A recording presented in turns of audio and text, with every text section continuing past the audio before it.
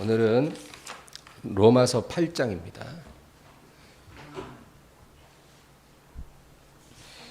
로마서 8장 35절부터 39절입니다.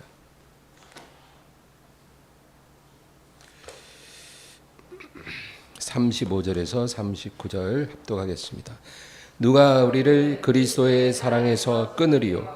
환난이나 곤고나 박해나 기근이나 적신이나 위험이나 칼이랴.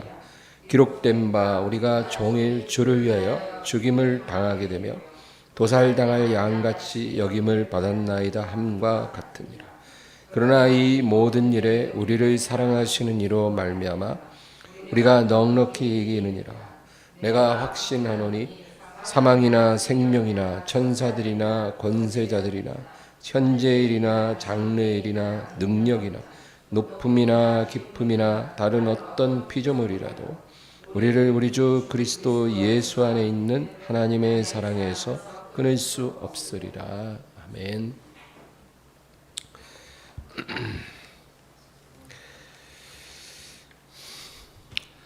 할렐루야. 사람은 자기 삶을 지탱하는 이유가 있어야 합니다. 삶을 살아가는 이유, 그게 없으면 살기가 어려워요. 내가 내 자신에게 스스로 왜 사냐 그렇게 질문을 할 때 대답할 말이 있어야 한다는 것입니다. 그냥 살아있으니까 산다. 자살할 수는 없지 않냐. 그렇게 만약에 우리가 말을 한다면 우리는 짐승과 다를 바가 없는 거예요. 왜냐하면 짐승들이 그래요.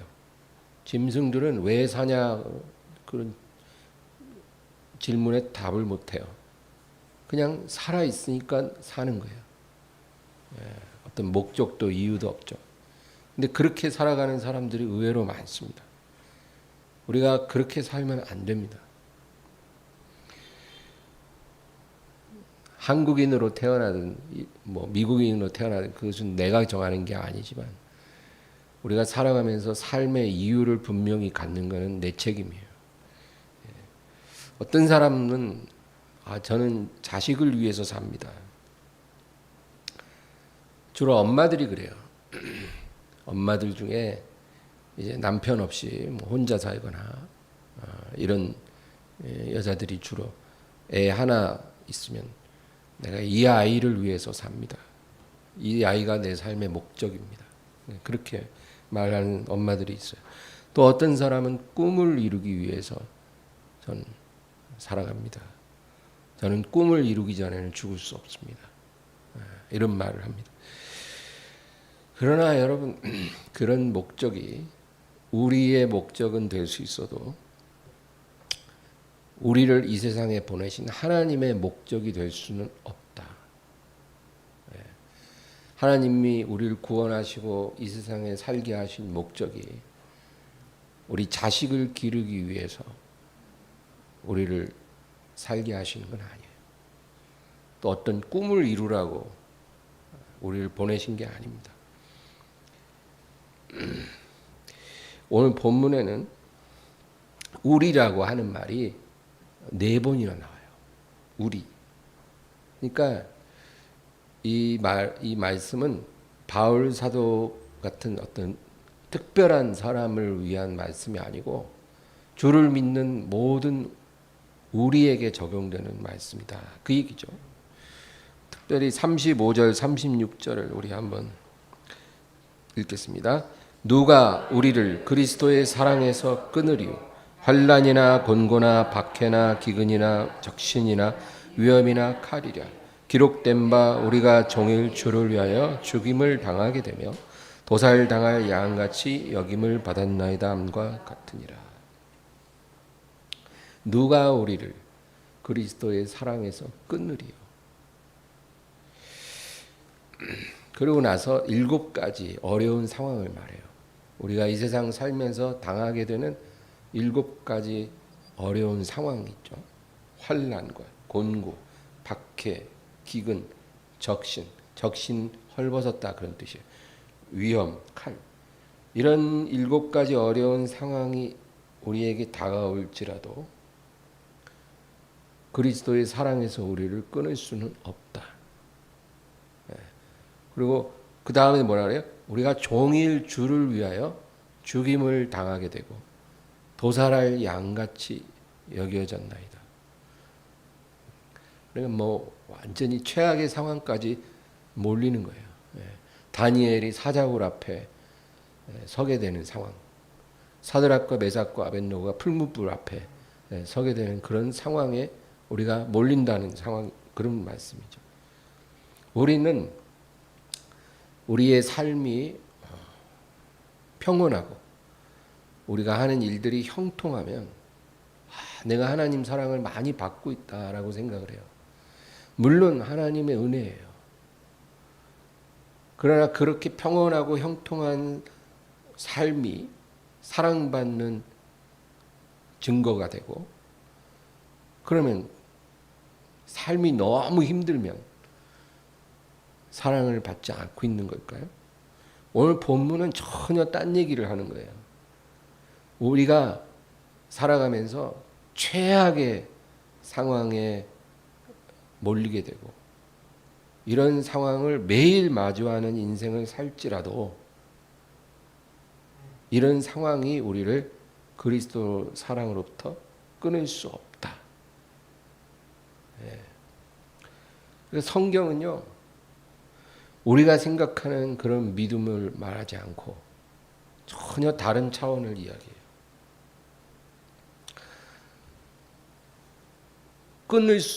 끊는다, 여기서 끊을 수 없다. 그런데 이 부분은 영어로 보면 separate라는 단어를 써요. separate라는 말은 분리하다, 떼어놓다, 그런 뜻이에요. 분리하다. 그러니까 우리를 예수님으로부터 그 어떤 상황도 분리할 수 없다.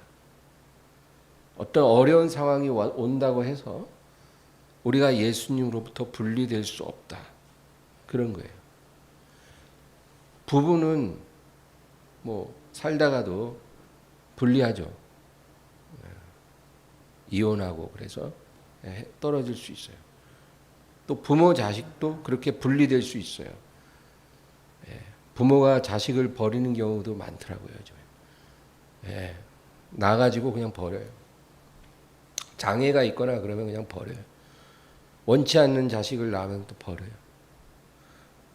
아예 낙태를 하면 좋은데 때를 놓치면 나가지고 버리고, 그런 일들이 많은데 사람 간에는 그런 일이 일어날지라도 하나님은 어떤 상황에서도 너희를 분리시키시지 않는다. 그 얘기예요. 예수님이 지금 내 손을 붙잡고 계시면 그 붙잡은 손을 어떤 상황도 떨어뜨릴 수 없다. 그리고 37절을 다 같이 읽겠습니다.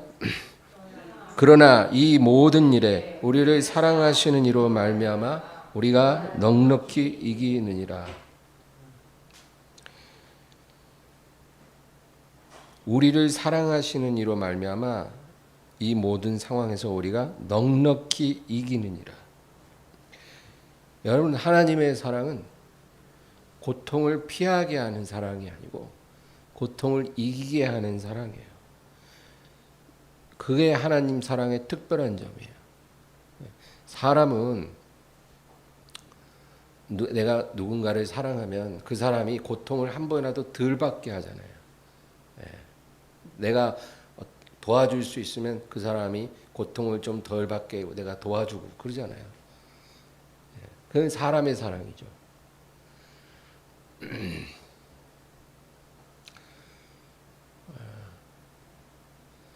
내가 조금만 고생하면 뭐 되는데 내가 그 고생 안 하고 다른 사람이 그 고생을 하게 하고 그러면 사랑이 아니죠.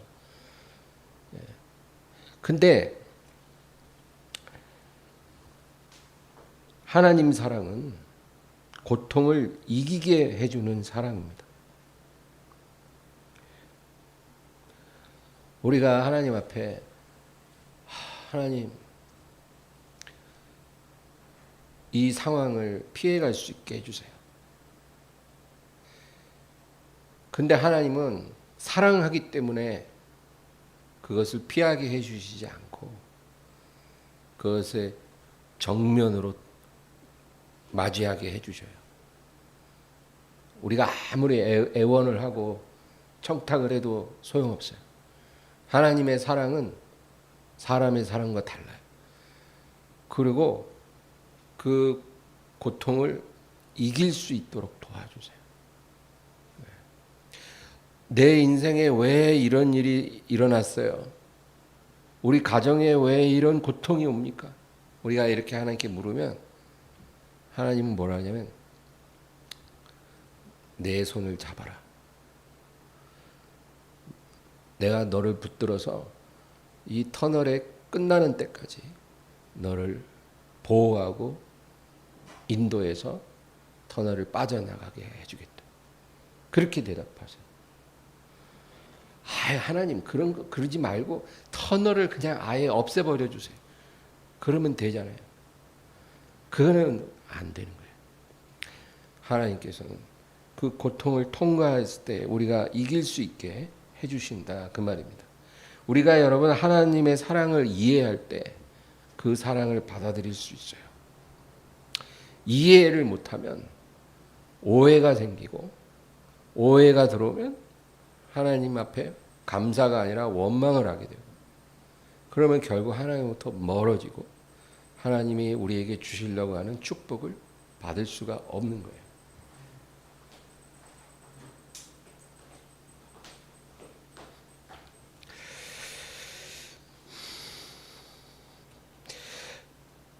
그리고 바울은 오늘 말씀에서 너희가 하나님의 사랑을 이해하고 깨달았다면 그 사랑에 대한 확신 위에 서야 한다. 그렇게 말을 합니다. 그래서 오늘 38, 39절 한번 또 읽겠습니다. 내가 확신하노니 사망이나 생명이나 천사들이나 권세자들이나 현재일이나 장래일이나 능력이나 높음이나 깊음이나 다른 어떤 피조물이라도 우리를 우리 주 그리스도 예수 안에 있는 하나님의 사랑에서 끊을 수 없으리라. 나는 확신한다. 그렇게 선언을 해요, 바울이. 나는 확신한다. 그리고 9가지를 또 얘기해요. 아까 전에는 7가지로 어떤 어려운 상황에 대해서 말을 했어요. 우리를 두렵게 하는 어떤 상황들이 올지라도 그 사랑으로부터 우리를 끊을 수 없으리라. 근데 여기서는 또 9가지 목록이 나와요. 이건 뭐냐면 우리가 이 세상에서 경험하는 가장 강한 능력들이에요. 가장 힘센 권세들이에요. 모든 사람이 두려워하는 그런 권세들을 이제 9가지로 얘기하면서 이런 권세들이 다가올지라도 그 하나님의 사랑에서 우리를 끊을 수 없다. 그렇게 말합니다. 여러분, 이 바울의 목록은 아주 중요해요. 이 세상에서 제일 권세 있는 사람들이 어떤 사람이에요? 대통령, 그렇죠? 또 총리, 예. 그리고 왕족들, 또 큰 부자들, 이런 사람들이야말로 가장 힘 있는 사람들이잖아요. 그런 사람들도 제일 두려워하는 게 뭐냐면 죽는 거예요. 살고 죽는 거. 그거 그 사람들도 어마어마하게 두려워해요. 근데 오늘 본문에 보면 사망이나 생명이나, 사망과 생명의 권세가 어마어마한 거예요. 아무리 위대한 인물도 그 권세 앞에서는 무기력해요. 진시 황제 같은 사람도 불로초를 구하기 위해서 그렇게 애쓰다가 죽었잖아요. 못 구해갖고. 알렉산더 같은 위대한 정복자도 그냥 인도까지 갔다가 열병 걸려서 그냥 갑자기 죽어버렸어요. 아무리 위대한 군주라도 죽음 앞에서는 그냥 파리 목숨이에요. 막을 수가 없는 거예요. 그러니까 얼마나 그 권세가 크냐고요. 사망이나 생명이나 또 그 다음에 뭐냐면 천사들이나 권세자들이나 이 천사들과 권세자들은 사람을 말하는 게 아니라 우리 눈에 보이지 않는 이 어두움의 세상 주관자들 에베소서 6장 12절에 정사와 권세와 이 어두움의 세상 주관자들과 하늘에 있는 악한 영들에 대한 싸움이다. 그 말씀처럼 우리 눈에 보이지 않지만 실질적으로 세상을 지배하고 다스리는 그 영적인 권세들, 그 권세들을 말하는 거예요. 천사들, 권세들. 그들도 하나님의 사랑으로부터 우리를 끊을 수 없다. 현재일이나 장래일이나 여러분 우리가 다 일이 있잖아요. 각자 직업이 있고 일이 있잖아요. 그 일이 얼마나 중요해요. 이 세상 사는 동안에는 중요한 거예요. 하늘나라 가면 아무것도 아니지만 이 세상에 있는 동안에는 일이 중요해요. 그래서 일 때문에 예배 못 드리고 일 때문에 기도 못하고 일 때문에 하나님께 순종 못하고 다 그러잖아요. 그 일이 권세가 있다는 거예요. 근데 여기서 현재일이나 장래일이나 그러니까 지금 내가 당면하고 있는 중요한 현재일이든 앞으로 내게 다가올 일들 이 모든 일들에 갖고 있는 그런 권세일지라도 나를 하나님의 사랑으로부터 끊을 수 없다. 지금 바울은 이 세상에서 존재하는 가장 강력한 권세들을 말하는 거예요. 하나님과 우리 사이에 존재하는 그 권세들 중에 제일 강한 권세들일지라도 하나님의 사랑으로부터 우리를 끊을 수 없다. 능력이나 높음이나 기쁨이나 그 어떤 피조물 이런 것들은 우리가 이해할 수 없고 감당할 수 없는 그런 권세들이라는 거예요. 그 어떤 것이라도 하나님으로부터 우리를 분리시키고 떼어낼 수 없다. 여러분 우리가 하나님의 사랑에 대한 확신이 있어야 돼요. 이 세상 어떤 확신보다도 그 확신이 중요해요. 하나님 사랑에 대한 확신. 이게 다 있을 것 같죠? 이거 갖고 사는 성도들 많지 않아요. 우리가 살다가 죄를 짓잖아요. 죄 안 짓는 사람 있나요? 알게 모르게 죄 져요. 죄를 지었을 때 이 확신이 있으면 하나님 보좌 앞으로 나아가요.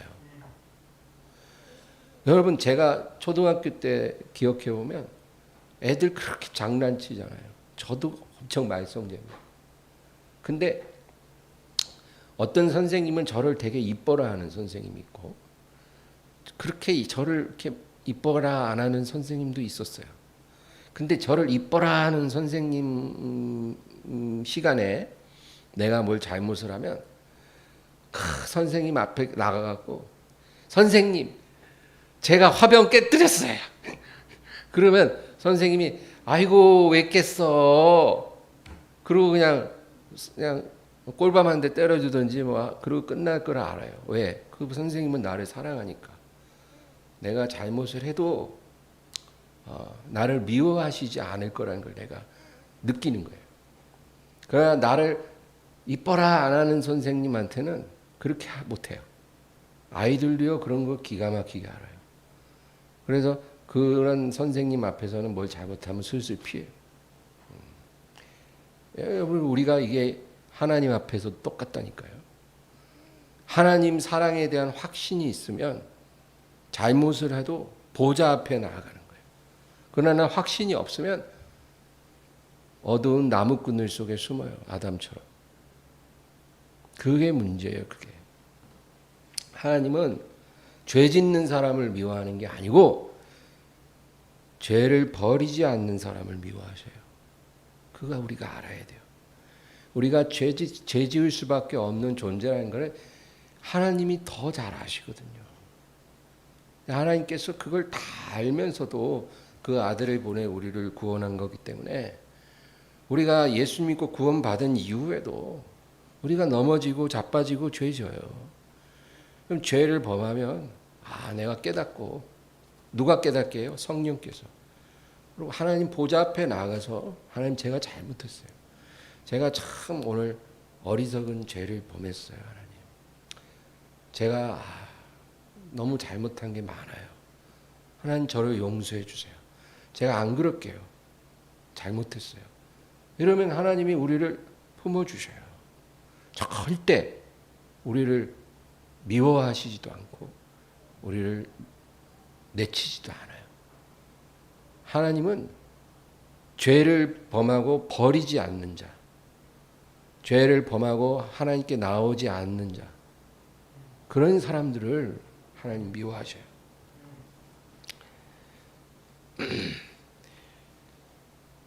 하나님께서 우리를 이 세상에 보내신 것은 우리가 완벽한 인생을 살 걸 알고 보낸 게 아니에요.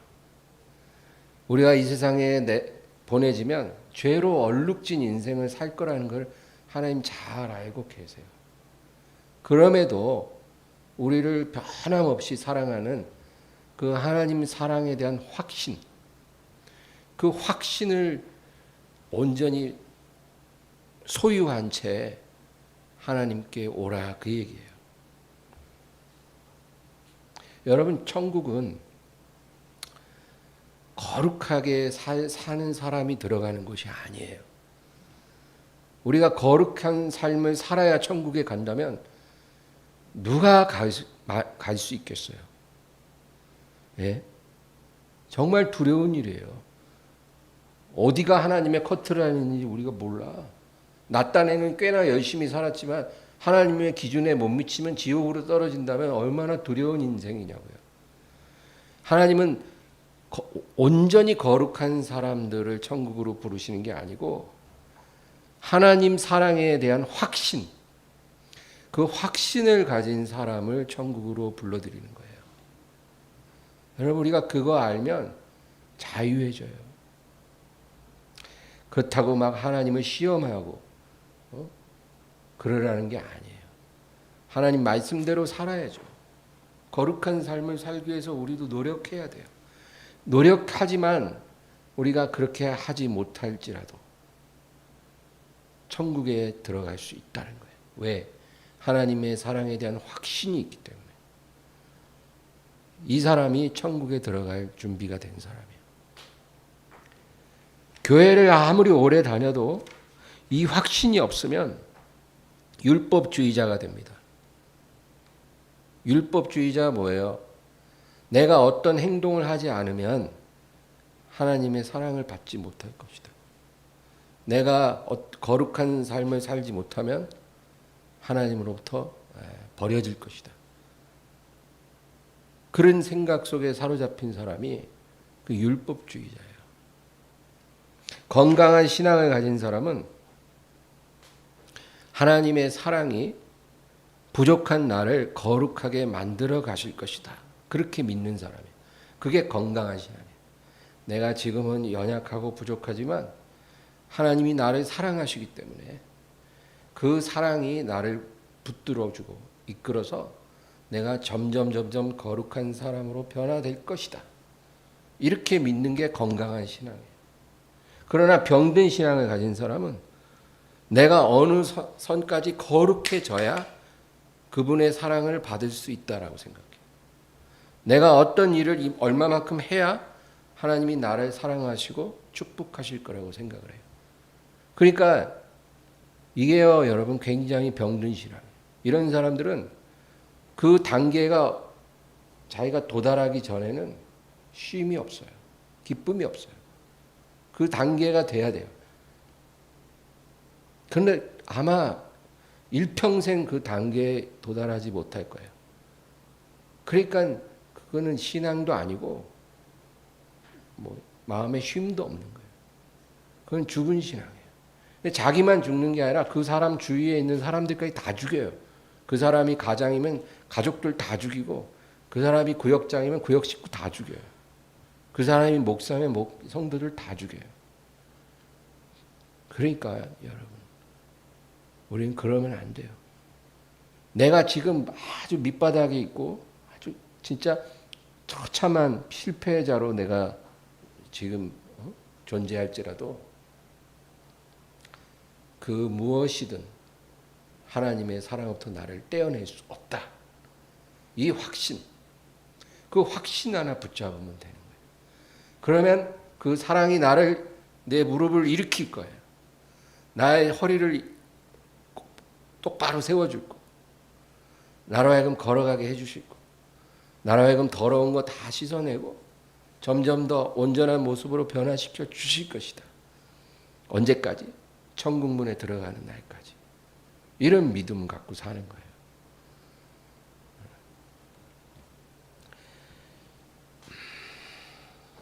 이스라엘 백성이 광야 40년 동안 원망만 하다 끝났어요. 그렇죠? 출애굽 세대들은 40년 동안 다 죽었어요. 원망만 하다 광야에 매장당했어. 그 왜 그러냐? 그 믿음이 없으니까 그랬죠. 믿음이 없다. 그 믿음이 없다는 건 뭐냐면 다른 말로 하면 하나님 사랑에 대한 확신이 없는 거예요. 그게 믿음이 없는 거예요. 예. 다른 게 아니에요, 믿음이. 하나님의 사랑에 대한 확신. 나는 부족해도 영접하실 터이니. 찬송가 가사처럼. 하나님 사랑에 대한 확신이 믿음이에요. 그 믿음이 없으니까 어려움이 닥치면 원망부터 나오는 거예요. 하나님 사랑에 대한 확신이 있으면 어려움이 온다고 그렇게 원망이 쉽게 안 나와요. 왜? 하나님 다 계획이 있다는 걸 아니까. 너는 다 계획이 있구나. 요즘 말죠. 하나님이 계획이 있다는 걸 아니까 원망 안 해요. 그게 믿음이에요. 믿음이 없으니까, 확신이 없으니까 원망과 불평이 나오는 거예요. 두 번째로 하나님께 쓰임 받는 것에 대한 확신이 우리에게 있어야 합니다. 오늘 제가 세 가지 확신에 대해서 여러분과 나누고 싶은 거예요. 첫째는 하나님의 사랑에 대한 확신. 이게 믿음이죠. 두 번째는 하나님께 쓰임 받음에 대한 확신이 있어야 합니다. 하나님은 우리를 사랑하실 뿐 아니라 우리를 쓰시고자 하는 목적을 갖고 계셔요. 여러분, 하나님 앞에 쓰임 받는 것과 세상에서 쓰임 받는 것은 다르다는 걸 우리가 알아야 합니다. 세상은 우리에게 실력을 요구해요. 사람에게 실력을 요구해요. 그래서 어떤 그 필요에 대해서 대응할 수 있는 그런 능력을 가져야 세상에 선택을 받고 쓰임을 받는 거예요. 그래서 세상이 필요로 하는 어떤 실력이나 능력이 없으면 선택을 못 받죠. 그래서 선택을 못 받는 사람들은 그냥 자기 자신을 무능한 사람이라 생각하고 아무 짝에도 쓸모없는 사람으로 생각을 하게 되는 거예요. 세상에서. 그래서 우리가 이 세상에서 그런 거를 경험하다 보면은 하나님도 이런 기준으로 우리를 보시고 택하시고 쓰실 거라고 생각을 하는 거예요. 세상이 우리를 보는 그 기준, 그 기준으로 하나님도 우리를 보실 것이다. 그러니까 세상에서는 일단 신체 건강해야 되죠. 그리고 어떤 기능적인 실력이 있어야 되잖아요. 그래야 채용을 하고 세상이 쓰는 거예요. 일 잘한다 그러고 돈도 많이 주고. 하나님도 그럴 거라고 생각을 하는 거예요. 그럴까요? 우리가 이렇게 생각을 잘못하면 아까 말한 것처럼 이해를 하나님에 대해서 이해가 안 되면 오해가 되고 그러면 어렵죠. 우리 시편 34편 18절 한번 찾아보겠습니다. 시편 34편 18절.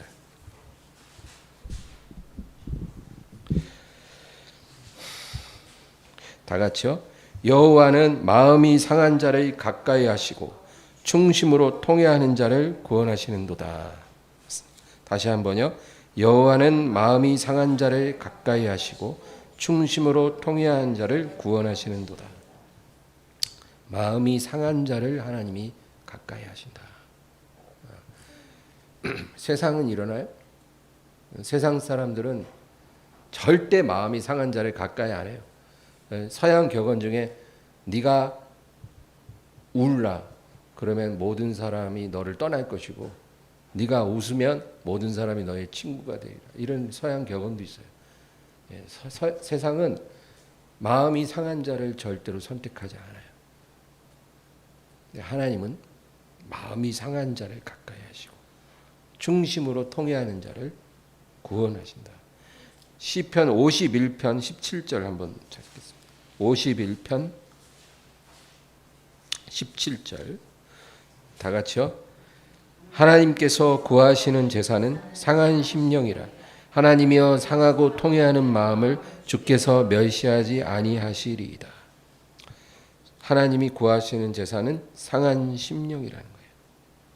소나 양이 아니고 하나님이 정말로 원하는 제사는 상한 심령이다. 이것을 가지고 하나님께 나아가면 하나님께서 그것을 받으신다. 절대로 멸시하지 않으시리라. 한 절 더요. 이사야 57장. 이사야 뒤로 좀 가서 57장 15절.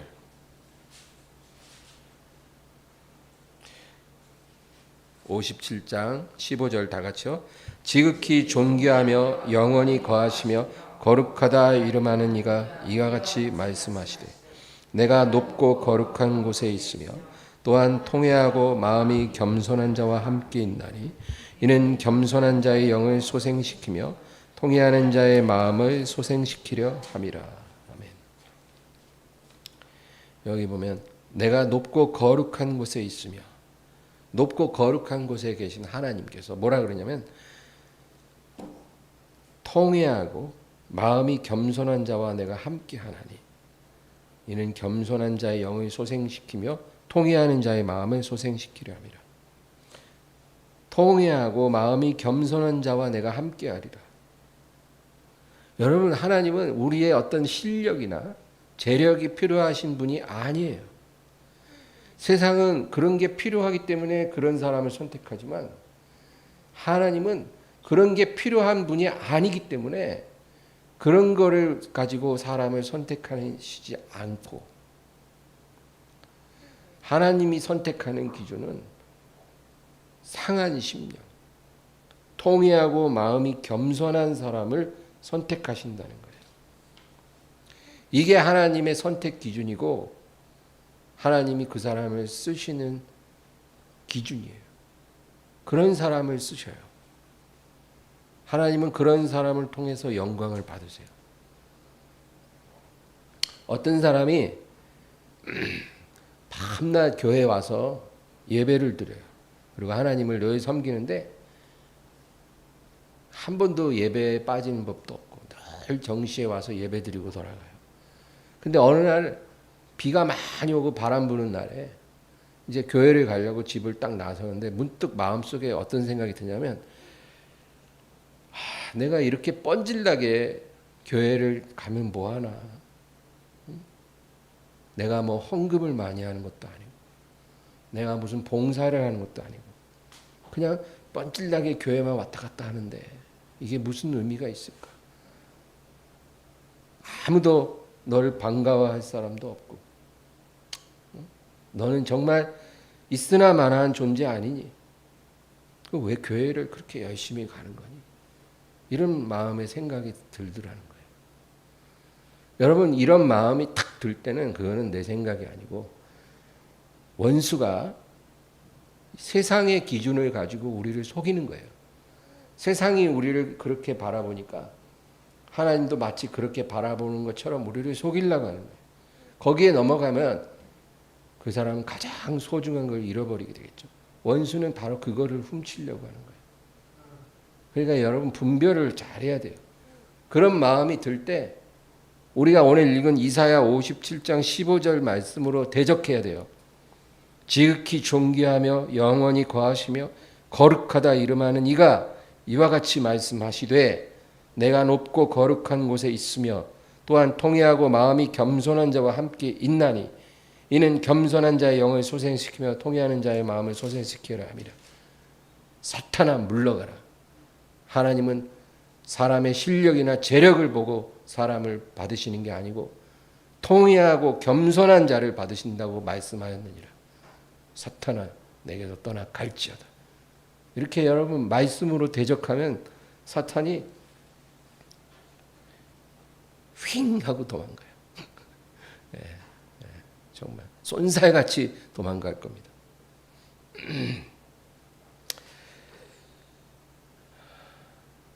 우리가 하나님을 섬길 때 이 세상 실력이나 재력으로 섬기는 게 아니고 상한 마음으로 섬겨야 한다는 것. 그것만이 하나님께 온전히 연락될 수 있는 섬김이 된다는 것. 여러분 잊지 마세요. 그거 깨달아야 돼요. 때로는 교회에서도 이걸 잊을 때가 있어요. 그래서 뭐 헌금 많이 하고 뭔가 실력이 있고 이런 사람들을 굉장히 대단하게 여겨주고 그렇게 보여줄 때가 있으나 여러분 그거는 절대 하나님의 뜻이 아니에요. 하나님은 상한 심령을 갖고 나오지 않는 섬김은 아무리 아름다워 보여도 그거를 받지 않으셔요. 향유를 부어드린 여자가요. 여러분 예수님 앞에 칭찬을 받았어요. 그러면 여러분 예수님이 그 여자를 칭찬하시고 축복하신 게 그가 부어드린 향유 때문이었을까요? 아니면 상한 심령 때문이었을까요? 우리가 생각해야 돼요. 예수님이 그 값비싼 향유 발에 부어줬다고 그거 좋아가지고 흐뭇해서 축복하실 리가 없잖아요. 그 여인의 마음에 그 상한 심령을 보고 예수님 그 여자를 칭찬해 주신 거예요.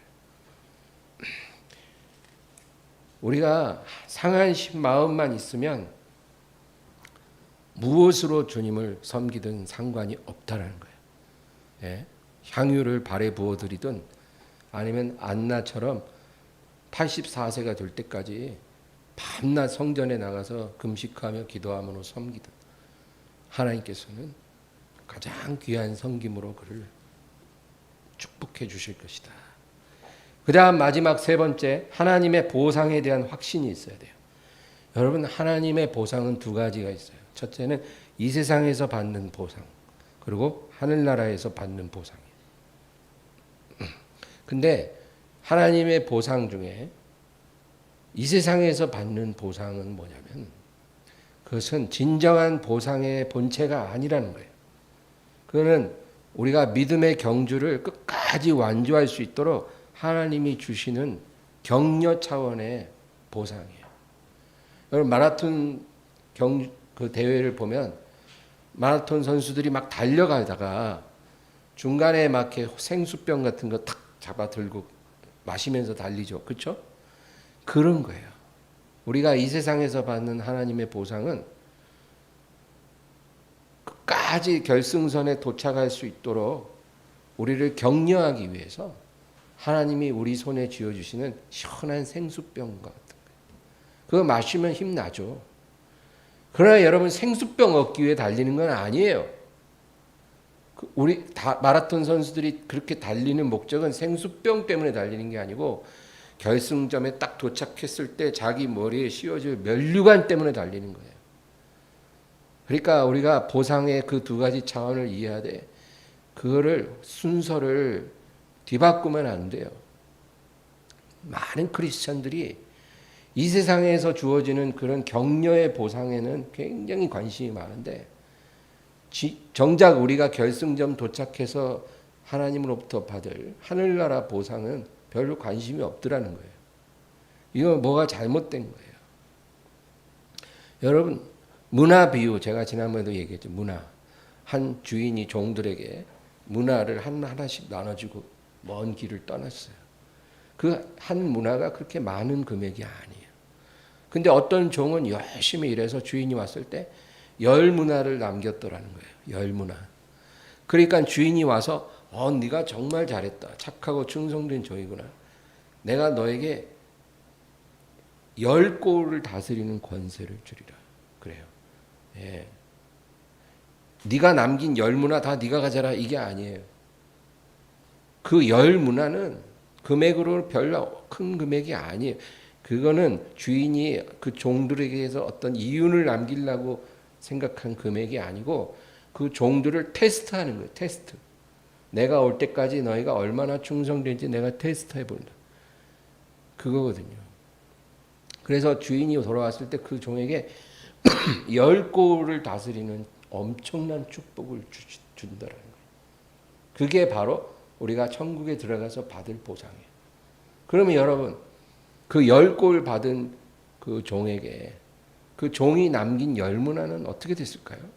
한번 상상을 해봅시다. 그 주인이 와서 열 꼴 다스리는 복을 주었는데 그가 남긴 열 문화는 주인이 자기 주머니에다 넣었을까요? 저는 아닐 거라고 생각해요. 당연히. 왜냐하면 그 열 문화가 주인에게는 아무 의미가 없는 금액이거든요. 잘했다고 열 꼴을 떼어주는 주인한테 열 문화가 무슨 의미겠어요? 제 생각에는 그 열 문화도 너 가져라 그랬을 거예요. 여러분 열 꼴을 받는 거는 하늘에서 받는 보상을 말하는 거고 이 열 문화를 덤으로 얻는 거는 우리가 이 세상에서 받는 노력의 결실을 말해요. 둘 다 하나님의 보상이지만 다르다는 거예요. 누가복음 14장 한번 찾아보겠습니다. 누가복음 14장 12절에서 14절.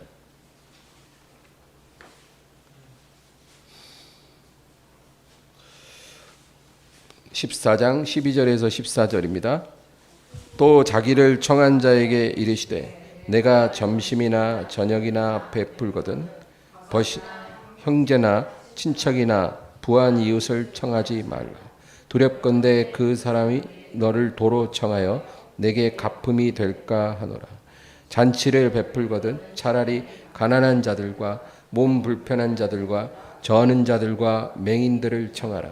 그리하면 그들이 갚을 것이 없으므로 내게 복이 되리니 이는 의인들의 부활 시에 내가 갚음을 받겠음이라 하시더라. 아멘. 예수님은